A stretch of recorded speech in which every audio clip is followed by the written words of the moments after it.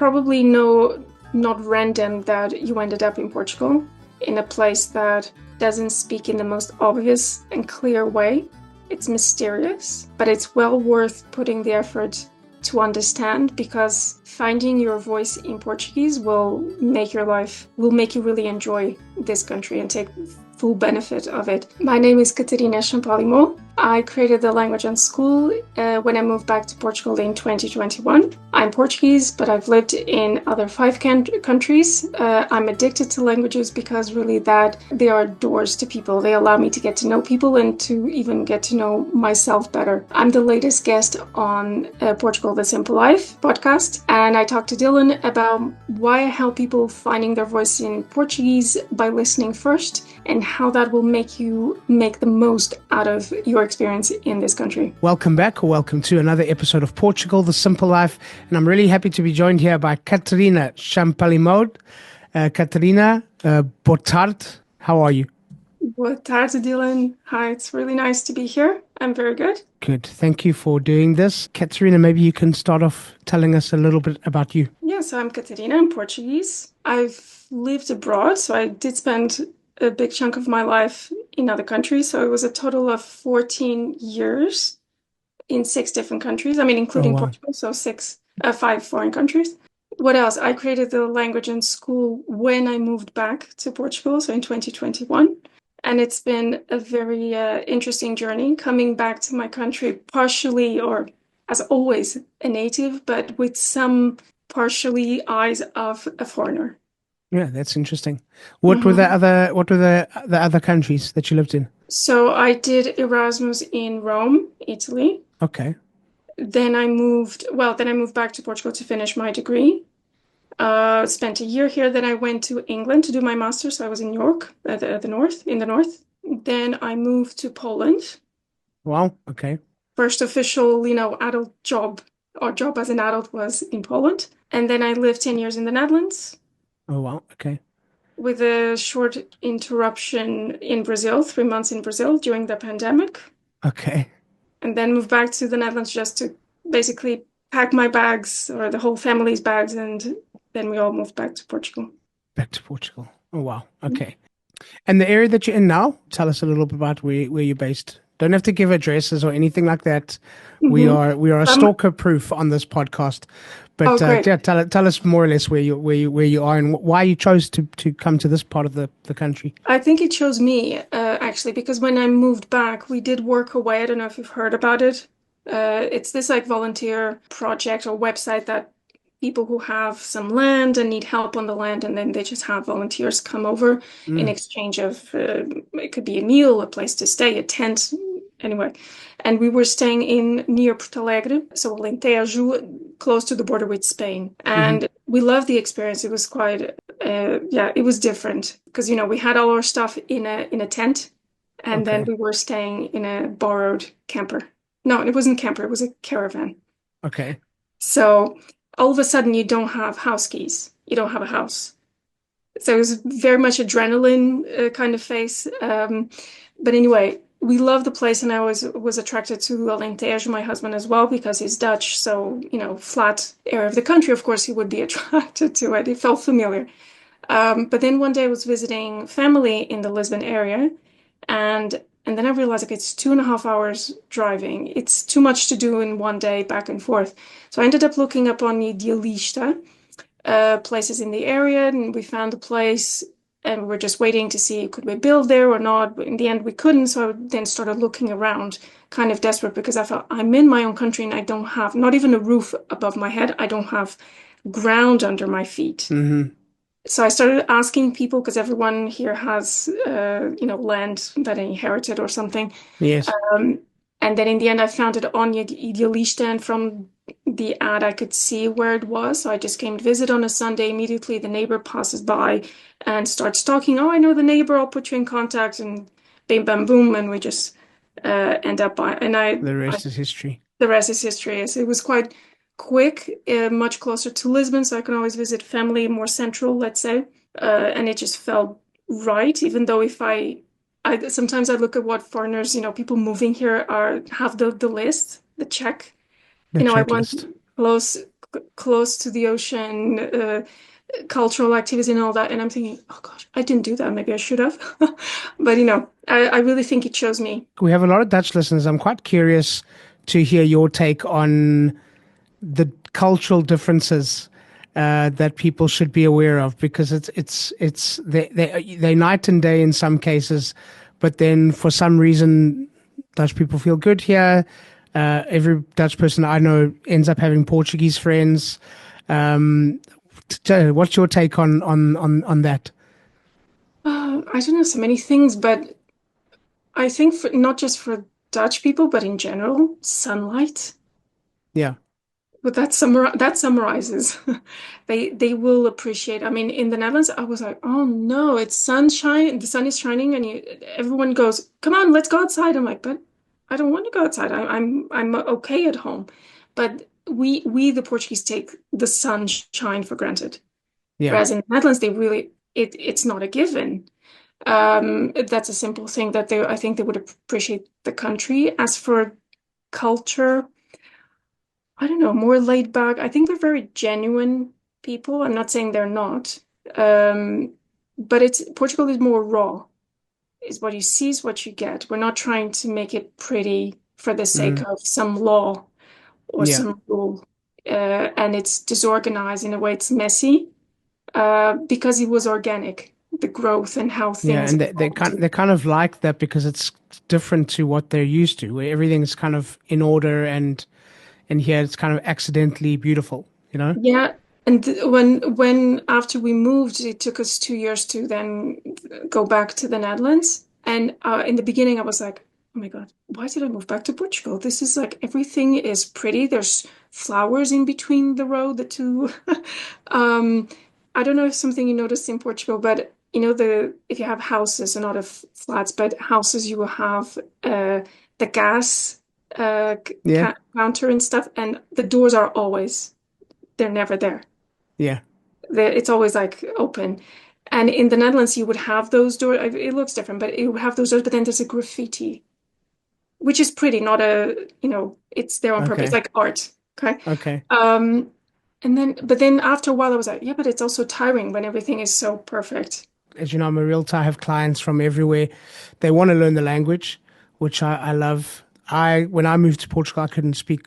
Maybe I could maybe speak 3 or 4 words. I knew how to ask for a beer, things like that. And, say Survival. hello and good morning and thank you. It's not an easy language. Your technique of teaching Portuguese is quite different to most. It's more around the listening of it. Tell us a bit about that. I may say the language is complex, but saying it's difficult from the get-go or it's not easy will Mm, make it not easy.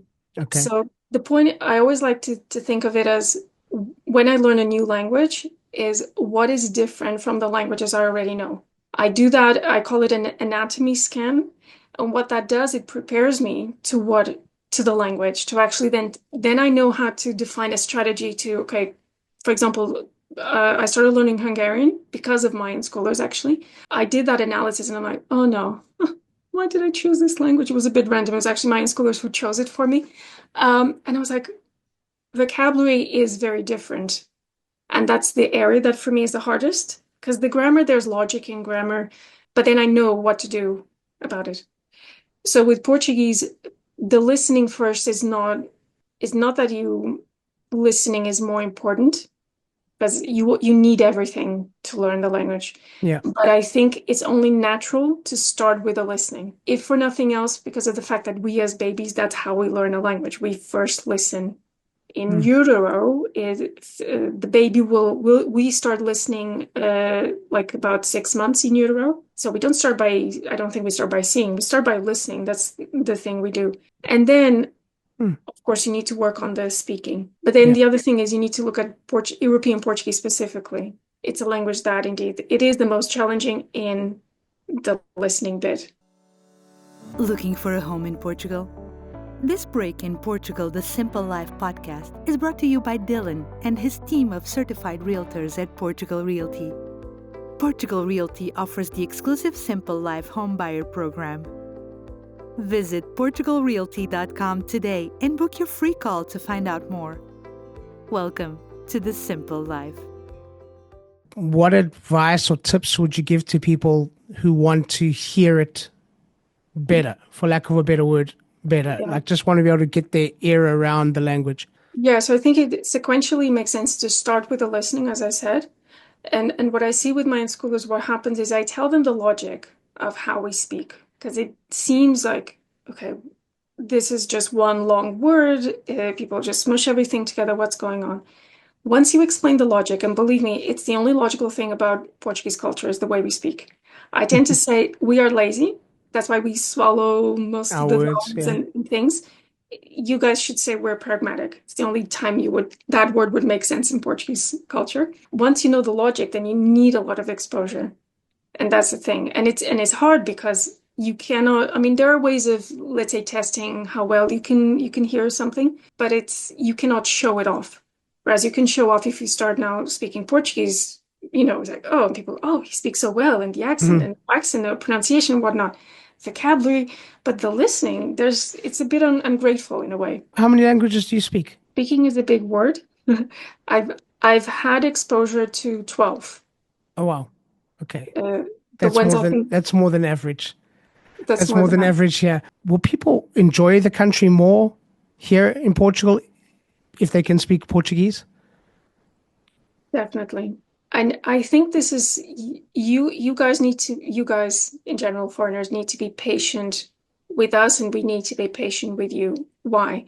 Because we're not used to tourists who are all of a sudden living here for good. We're used to Interesting. tourism. We're Yeah. used to people coming. Maybe there was the odd Brit that back in the 90s would live here, but not in the scale at the scale that it is today. So we have always needed people coming or used to people coming, staying for a while and then leaving. So we are very accommodating in that sense. And I think the fact Mm. that the language has different phonetically has different sounds, so we can pick up more sounds and quickly fake an accent or pretend we speak Spanish when we don't exactly, that kind of thing. Yeah. And then because at that level the relationship is very superficial, it's just transactional. Maybe you're staying at my hotel, maybe you're come to my restaurant. The script is always the same. But having people who are discovering Portugal and falling in love with it and moving here, we don't know what that is yet. It's still a very new phenomenon. Mm. So the fact that we speak in a way that seems very secretive and mysterious, maybe we need to uh, be more patient with people and not necessarily slow down, but like repeat in a way that makes people more aware of, okay, this is what I said. Interesting. Uh, and you guys need, if not need, but I mean, from my experience, you can be in a place surface level, or you can be here. And if you think about it, a lot of people that move here are in their last phase of life. And I think it's almost like a homecoming. If you think also, let's say people are moving from the US or the Americas, right? And that you think it's a lot of them have their origins go back to Europe, right? If you think Mm. America, Europe, and then they come to Portugal in a phase that is like almost full circle going back to Mm. being a baby, Yeah. all of a sudden you cannot express yourself. Maybe you're just retired, and that means who are you? It's Yeah. probably a confronting phase of life that you don't have. I'm the manager, I'm the CEO, I'm the vice president. All of a sudden you're just, who am I? Okay, Yeah. back to my hobbies. Did I ever have, I don't even remember what my hobbies are. And then you don't even Interesting. understand or speak the language. So it's very confronting. Mm-hmm. Uh, so I think it's definitely worth the effort because we are open to getting to know you, but there needs to be an effort on both Of parts. course. Yeah. Yeah, that makes perfect sense. Katerina, what's one thing that you would like people to remember and to take away from our conversation? It's probably not random that you ended up in Portugal in a place that doesn't speak in the most obvious and clear way. It's mysterious, but it's well worth putting the effort to understand because finding your voice in Portuguese will make you really enjoy this country and take full benefit of it. Because in Portugal, it's almost, I always like to equate it to the architecture. You've probably been to Lisbon. right? And you know the Yeah. neighborhood Alfama. Yes. So the language is almost like that neighborhood. You can just toss your map or your Google Maps, put your phone aside. You don't need it. It's one of those places that invites you to just explore and see Hmm. where it takes you. Hmm. It's not out there in the open, like not a big square, big piazza. This is what you see is what you get. No, just come and explore, and who knows what you will find. I like that. How can people follow you online? Get in touch. Yeah, so the best place probably is YouTube. That's where I'm most active on. So I have a video in theory every week, mostly every week, Okay. with a mini lesson. The focus again is on helping people listen, understand what we say. Mm-hmm. And then from then you'll probably find my website and all that. Okay, so we'll put some links in the show notes. Catarina, a question that we ask all of our guests. Portugal, the simple life. Why? I think it's going back to the roots, back to the basics. Portugal is still very raw in a way, and it's an invitation to slow down and simplify. Just enjoy the tempo and the whole thing that people complain about Portugal, other than the language's bureaucracy, that things take their time. It's really an invitation to just relax, be patient, and it will be worth it. Well said. Thank you for being on the podcast. This has been Thank you for fun. having me. And I'm going to let you call it. That's a wrap.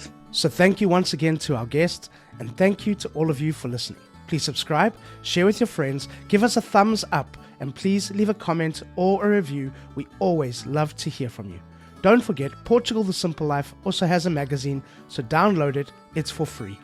We'll be back next week with a brand new episode, and as we say in Portugal, sejas bem-vindo. Welcome to The Simple Life.